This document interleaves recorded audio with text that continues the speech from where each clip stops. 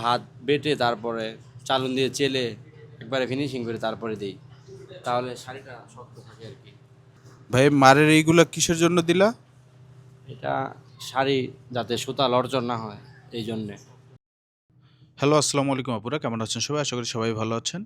রাজনূর ইদানিং অনেক তথ্যগুলি আপনাদের সাথে শেয়ার করতেছে জামদানি রিলেটেড। তার মধ্যে আজকে এই জিনিসটা আমরা একটু শেয়ার করি আপনাদের সাথে। তাঁতিরা কাজ করতেছিল, তো ভাবলাম আপনাদের সাথে শেয়ার করি। যখন আপনার শাড়িগুলি, নতুন শাড়িগুলি হাতে পান, তখন জামদানিগুলি একটু মচমচা, একটু করকরা বা একটু শক্ত টাইপের থাকে। যেটা আমরা সবসময় বলি যে আপনারা একবার পরলে সেটা নরম হয়ে যাবে। এটার কারণ কি? এটার কারণ হচ্ছে এই যে এখন ওই কাজটা করতেছে, ভিডিওতে আপনারা দেখতে পারতেছেন, এটা হচ্ছে মাড় দিচ্ছে। এখন এই মাড়টা বানাচ্ছে কিভাবে? এই মাড়টা হচ্ছে আমরা যে ভাত খাই, ওই ভাতগুলোকে বেটে একটা প্রক্রিয়ার মাধ্যমে নিয়ে ওরা হচ্ছে এটা তরল আকারে মাড়ে তৈরি করে, এবং সেইটা হচ্ছে প্রত্যেকদিন সকাল থেকে রাত পর্যন্ত যতটুকু কাজ করে, যেমন এই জায়গায় দেখতে পাচ্ছেন যতটুকু কাজ, এটা হচ্ছে সকাল থেকে রাত্র পর্যন্ত, রাত্র প্রায় 10টা বাজে আমরা এই ভিডিওটা করতেছি, করছে। তা করার পরে এই পুরা টাইম জুড়ে যতটুকু কাজ হইছে অতটুকু হচ্ছে মাড় দিয়ে আবৃত করে দিবে। কারণ হচ্ছে তখন এই শাড়ির এই সুতাটা, এই কাজটুকু সেফ থাকবে। পোকামাকড় বা কোনো কারণে এটা নষ্ট হবে না।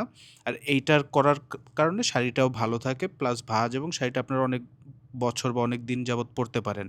আর এইটা করার, প্রত্যেকদিন করার কারণটা হচ্ছে যে এই ধুলাবালু থেকেও এই জিনিসটাকে নষ্ট না হয়, বা অনেকভাবে সেফ থাকে এই জিনিসটা। প্লাস শাড়িটাও ভালো থাকে। আর এই শাড়িগুলো কাজ করতে তো আর একদিনে হয় না যে আজকে শুরু করছে কালকে শেষ হবে। প্রায় 15-20 দিন, 1 মাস সময় লাগে। যার ফলে হচ্ছে এই জিনিসগুলো না করলে এই শাড়িগুলো ওই যখন যেগুলো ১ম পর্যায়ের কাজ ওইগুলো ঠিক থাকবে না। এর জন্যই হচ্ছে এই তাঁতিরা এইভাবে করে। এটা অনেক আগে থেকে অনেকভাবে চলে আসছে।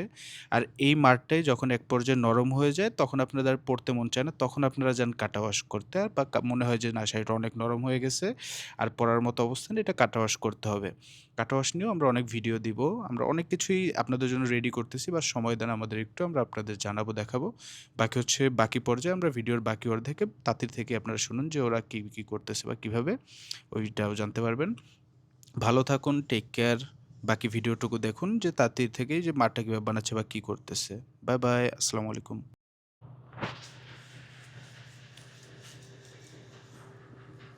ভাই মারের এইগুলা কিসের জন্য দিলা?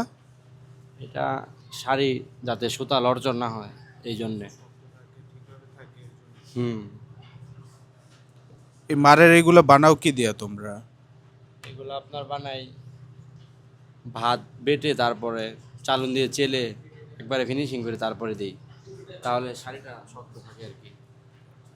এটা পুরো ভাতটা বাইটা তারপর হচ্ছে এমন বানায় ওইটা দিয়ে মার দিচ্ছ? এটা সব জামদানিতে তো সবাই করতে হয়। হ্যাঁ, সবাই করে।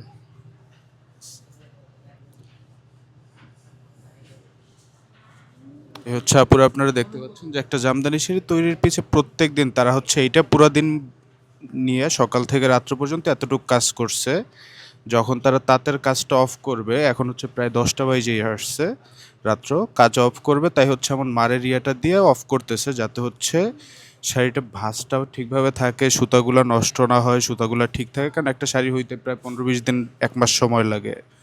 অতদিন পর্যন্ত যেন জামদানিটা ঠিক থাকে, এবং হওয়ার পরেও যে জামদানির ভাঁজ বা একটা যেই পারফেক্ট বা একটা শক্ত যে ভাবনেসটা করা, যেটা আপনারা দেখেন ওইটা থাকে, তার জন্য হচ্ছে এই মারটা দেয়া হয় প্রত্যেকটা জামদানিতেই। প্রত্যেক দিন তাঁতিরা এটা যতটুকু কাজ হয় অতটুকু দিন শেষে মার দিয়ে তারপর অফ করে কাজ।